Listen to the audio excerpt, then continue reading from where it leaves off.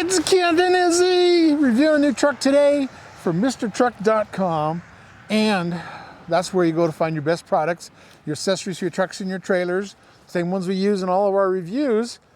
And today we're doing a 2022 GMC AT4 off-road truck with the baby Duramax, the 3-liter inline 6.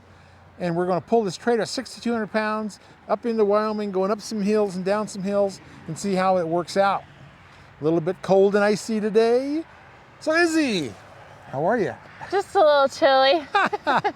Well, yeah, it's kind of big cold. I'm just waiting for March. Yes. So how much power do we have in this here diesel? We have 277 horsepower and 460 torque. Yes. That's the power rating we have with a 10-speed, and I think it's a 323 axle ratio. It's some weird ratio for fuel mileage, and that's what we're doing with this. We're going to know a little bit more about this truck when we get done. So come join us for the review. Okay, we're up here in the diesel compartment. This 3-liter inline 6. The one that we anticipated to save us all. Well, there it is. I shut the engine off. You hear a little bit of the coughing these do when they shut off. They always have a little bit of noise, but yeah, totally quiet. Inline 6 diesel baby Duramax. Pretty cool. Could call it a teenage Duramax. It's not the smallest one. That's in the canyon in Colorado. But there she is. Only needs one battery. Giant airbox though. It does have a big airbox. And it's cool, the DEF, a lot of the pollution filters are over on this side. You see them there coming off the back of the turbo. And inline 6 gives you more room for all that stuff too. And inline 6 is what you see on most semi-tractor trailers and most farm tractors. So it must be a good way to develop torque. I'm getting tired of winter. It's been so cold. I'm ready Me too. for something else. So I can call you Izzy though. Yes, and Okay. she's good. Okay. I didn't even know that was the short verb of that word. I had no idea. Really? Yeah. Yeah, I get that from most of my friends and Yeah. people I work with. Well, that's cool. That's awesome. Okay. So that's how the main introduction will be. Well, Izzy, it's not that slick out here, but it is. It's another storm. That's why I didn't weigh the trailer so much. We're only towing 6,200. I can go 8,800 on this. That's what this one's rated at. And I was worried about the weather. And then eventually we're going to have decent weather again, and the sun will shine. It'll be nice and toasty. Hopefully pretty soon here. Yeah. This is January and February. I get really sick of winter. Yeah. But Last stretch. yeah. Horse, and get you a horse trailer, then we'll video you loading that, and we'll pull him around and see how. Yeah. Be good practice. Yeah, it'll be fun. And that's we're gonna in this segment we're gonna talk somewhat about backing up, and Izzy's done some of that, but not the longer trailers like this. And it's really similar when you're going down the road. This is part of how they teach you on CDL classes, and of course I've got a CDL. Is when you're turning to the right, which is actually, and I guess I'd call that an inside curve, that you always kind of crowd the line on the left side, so when you turn the corner or when you go around the curve, your trailer doesn't get into the shoulder or this line here. Same way when you go into an outside curve, going to the left, you want to make sure that you're kind of crowding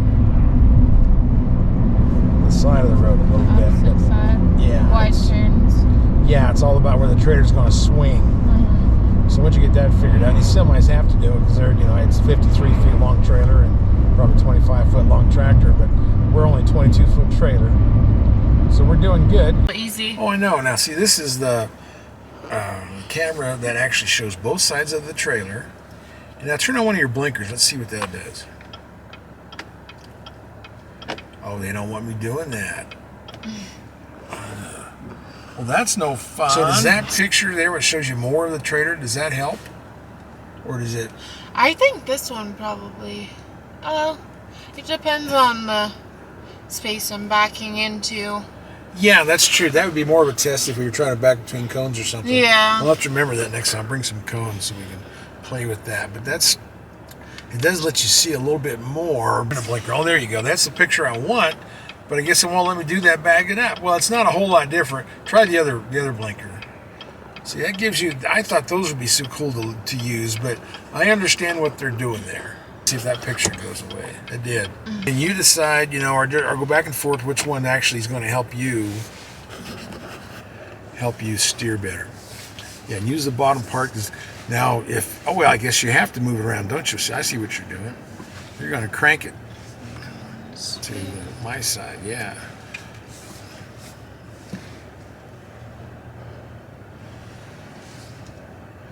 Yeah, you're getting tighter over there. And showing you the other side. And you're having to guess what's on my side because you can't see it. Yeah. It's kind of easier just to use my mirror. Okay. Well, you can hear your thing. I don't hear any wood breaking back there, so I think we're okay. So we'll make it easier next time. We'll bring cones and do some more practice. I'm not really. But that's how it is now. I'm glad this is a 22-foot trailer because if it wasn't, it would have been pivoting about 3 more times than what this one did, which will drive you nuts. Like that 2-horse. Are you looking for a 2-horse or like a 16-foot stock trailer? Probably a stock trailer. Doesn't help too much with the long trailer. Yeah. And when in doubt, that's always first rule of thumb for backing up to a trailer to hook up is always give yourself plenty of room and just go back slowly and make those corrections. And if you're backing up to like a load and shoot or trying to go between cones, you can always pull forward as many times as you need to straighten out. But it's a feel, I've been doing it for 40 years, so I can pretty well line up everything I want pretty fast. But it's a learning thing, and everybody that has a trailer has to learn that. It's you got to be safe. You can keep playing with the mirrors as much as you want and get everything lined up the way you want it.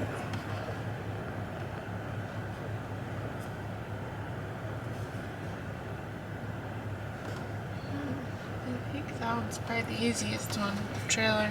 Yeah, and that darn spare tire doesn't help you. Usually you see your fenders, you can use them to line up, but I guess now you got to just use the spare tire. It's about as wide as that fender is. That's so cool. That's like if you're off-roading or something, that shows you where your front tires are. Oh, okay, that's the front ones. Yeah, and you have a 360 on the other side. Oh, now they make a cartoon out of it. Yeah, that's a funny one. There's a bunch of them. The truck. Yeah, there's a bunch of them like that. It's really cool for parallel parking. It helps you a lot. It seems like now I'm older, I can't hardly hit the white lines right, so I use these. It's fantastic. That's it. I haven't even seen that one, but that shows you more of the trailer hitch if you're using that to angle. Yeah. That's good. You can see where the triangle's going of the hitch.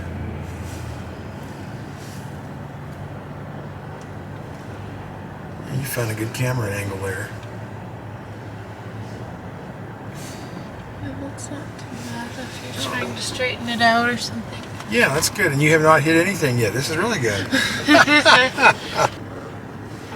and the neighbors aren't coming over to see what we're doing? Yeah. This is just great.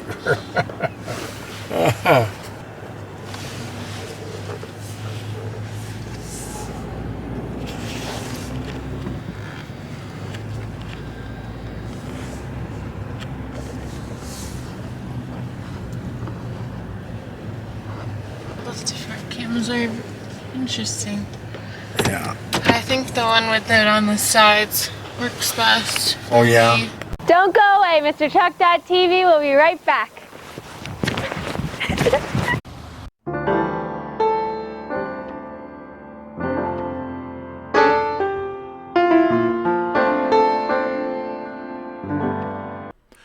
Well, I thought I was going to give Izzy some trailering lessons, but I don't think she needs any. She jumped in this one and backed it right up, and I was just tickled to death. So I don't think the lesson's going to be very long, And she's backed up 2-horse trailers for a long time. And, they're only about 10 feet long, so they pivot really fast. That's probably a good place to learn because you got to really hang on to those or they'll jackknife on you. And she did really well. She got on this and backed it right up. And then we tried a few harder things. And she figured out, how to angle it toward an object and not hit the wall or the trees. And this truck didn't have towing mirrors. The mirrors aren't bad on this, and that's what I like about these car hauling trailers, is because you can see over the fender and see back a little further. But, having a trailer towing mirror is so much nicer when you actually have that convex mirror, your spotter mirror, and so you can angle things in with that. I use those all the time. Also when you're turning corners, it allows you to see where the trailer tires are or how close you are to the curb. And I think it's a great tool to have the convex mirrors. Now, this didn't even have the little ones. A lot of times GM has little ones in the corners. This one didn't have it, but she did a really good job. I was tickled to death. Now this is the diesel, the inline 6 diesel. You ever driven a diesel before? No. Well, Never driven a diesel. Well, they've only done this in the last few years. The Ram had to eat forever for several years, and they had to quit them. They got in trouble on EPA or something, and they brought it back out. But then Ford finally came out with one, and now they've quit them. And this was the third one out. And this was a big deal because everybody else is a V6. And you look at your semis, they're all inline 6s in a row. So it's an interesting engine. It actually builds torque easier. Farm tractors use inline 6s, heavy equipment. So it's kind of a thing for the heavy duties. But the cool thing about this, the heavy duties will cost you over 10 grand for like a 2500 or a 350, 250 Ford. And these cost half that, like $4,000 or maybe sometimes $47,000. So you're paying for half the diesel, and if you're towing with a lot, this engine will pay for itself sooner than what it would on a heavy duty. Of course, you might make more money if you're hooked up to the heavy duty, but that's the interesting part about this. And I've got to figure all this out because it's gotten confusing on their fuel mileage. When this first came out, I was at the launch, in June of 2019. I can't remember where it was. But when I brought it out, they were bragging about the EPA on it was 33 on the highway two-wheel drive. And that was very impressive because nobody else had hit 30 yet. Well, Ford hit right against 30.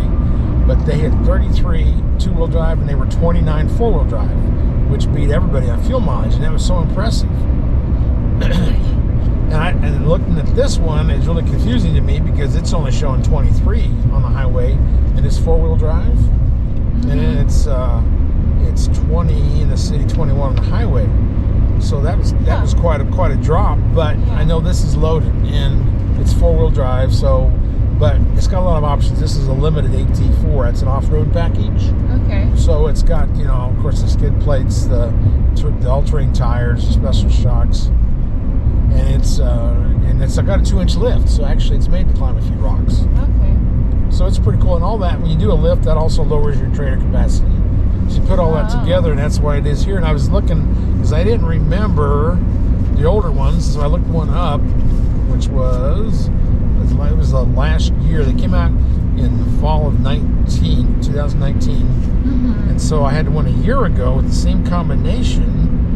Basically, it was an AT4, it wasn't a limited, which I don't know if that means a whole lot right now, but it was getting 26, so it was getting 3 miles a gallon better than this, and it had a 2-inch lift.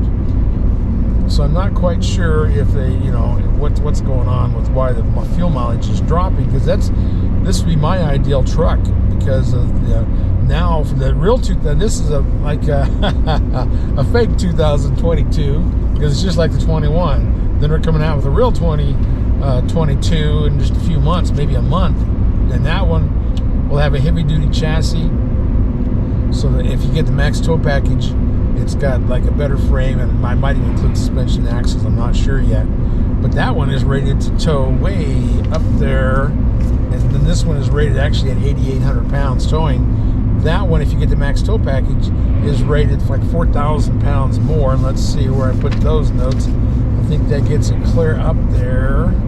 Yeah, the four-wheel drive gets it up to 13,000, which is a big trailer, and it's 13.2 on a two-wheel drive. But it has to be kind of stripped down because, like this one's got all these different options on it. So that kind of, you know, and the lift, all that stuff brings it down. So yeah, we'll see. Yeah, it's a bad thing about 8.5 feet wide. You take up the whole road. Yeah. And you don't have much room, and that spare tire blocks. They look on this side. I should probably take that off, but anyway. Yeah, it feels like I'm driving a semi almost. Well, yeah, you're the same width. The big rig. And this is a 10-speed, and we'll talk about horsepower and torque when we do the open. But it's a nice package. I mean, it's they changed the interior a little bit more again on the real 2022. And yeah, and then, you know, and we'll go with that. And the wheels and actually the grill is a little different too. It's wider. This one is loaded. It's got, you know, dual temperature control. It's got everything you can imagine on it. Downhill descent. We'll go over all those buttons here after a bit. But you know, this is electronic rack and pinion steering. How's it steer? It steers great. It's kind of a tighter feel to it, which I like. Yeah, rack and pinion makes it tighter. Than E is probably even a little tighter. It's electronic, but and this is a lot. You know, we drove what was it, the Canyon we drove last, or was it something else? The Frontier. Oh, that's right, the Frontier. Forgetting these things, and that was a mid-size, dramatically smaller. Yeah, very. So this smaller. one, yeah, this one you got room for real people. I mean, this has got room for 5 seat belts in it. Is that a sign? I couldn't tell what that was. Is that a rock? I think it's a rock, yeah. Somebody's painting the rocks. Is there lots of black ice, do you know? Because well, let's see where it's 22 driving too much. Yeah, it's 22 degrees. I've been on it quite a bit, and actually it's really not froze. Cement freezes right after 32. This is asphalt, but the bridges might be a little icy, and you should. And if you'll see it in the tach first, and you'll feel it, and all you do is let off the gas. Yeah. But the thing about trailers, and we'll go through all the dials here, the brake control is right where you can reach it, which is such an important thing. If it is icy, you don't want to hit your truck foot brake. You want to grab the trailer brake and you just squeeze it to the side. Okay. And that will straighten out the trailer, because the trailer's, you know, following you, so it'll slow down first and then it'll straighten out the truck. That's the safest way to do it if you're on ice or in mountain curves or snow. There's a lot of reasons to use it. Or if you get some sway out of the trailer and it's getting crazy, you just use your brake controller. And all that will really help you control the rig, because yeah, they can be pretty wild, but this, you know, it's melting on here, so I don't think there's much ice. And you can't really judge it by semis, because semis weigh so much more. Like we have like 10% tongue weight. They have like 40% tongue weight. So they have a lot of weight on those drivers, and so they can do much more crazy stuff than we can on ice and snow. Oh, it's all foggy. I was wanting to see all the cool scenery. There's some cool rock formations it's very through pretty here. up here. Yeah, it is. It's a nice, easy road. There's not much traffic. I've never been up this way yet. Yeah, it goes up to Laramie, and there's a big college town up there, and that's not too far. It's right into Wyoming. There's some good hills on each side of Laramie. And Cheyenne isn't far either, is it? Well, yeah, no, it's really not. I can't remember. I used to know. I think it was like 30 miles east of Laramie. More east. On I-80, yeah.